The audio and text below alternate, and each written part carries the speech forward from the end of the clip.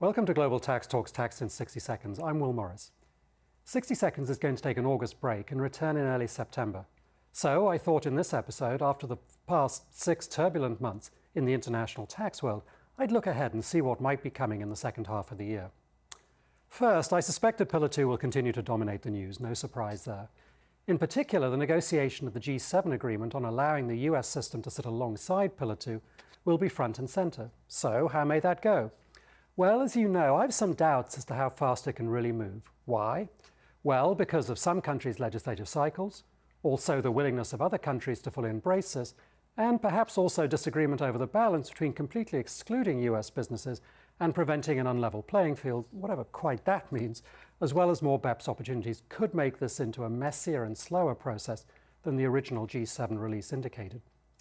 Additionally, a lot will depend going forward on politics and trade. On trade, at least as of the time of filming, there seems to be more optimism about a US-EU trade deal. Now, that may not help the G7 agreement as such, but it certainly won't hurt it in the way that high tariffs would. On politics, I can't help but suspect that some G7 countries, as well as many of the others who will have to agree to this, wouldn't, how can I put it, have come to this position on their own. So, if for any reason the political situation in the US were to change in the coming months, the G7 agreement might become harder to achieve. It's also clear that the US Congress is watching this closely, so if progress isn't tangible and fairly speedy, talk of Section 899 will undoubtedly resurface. Some have suggested there may be a kicking of the can down the road moment with an extension of the UTPR-UPE safe harbour and perhaps, who knows, a brand new IIR safe harbour, but only for a year perhaps.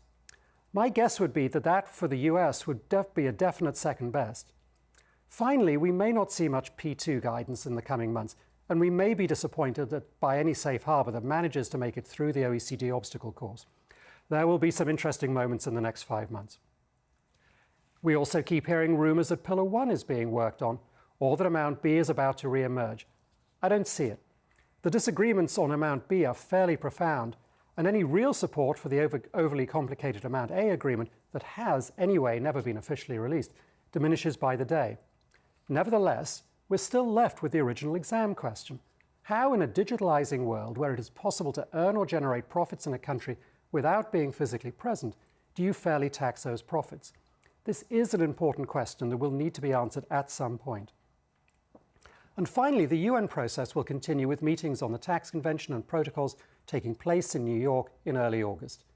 Comments filed in the stakeholder engagement that recently closed indicate some similarities between large and small developing countries, taxing services and the concept of using a significant economic presence for attributing income, but also some differences, particularly relating to whether to tax gross income or net income. Again, there will be interesting and important developments as this moves forward. Anyway, thanks for watching. And while 60 Seconds is taking a break, Global Tax Talks is not. So do come back next week and the ones that follow as we have episodes that focus on Asia Pacific and then Latin America, as I'm fond of saying, putting the global into Global Tax Talk. Happy August.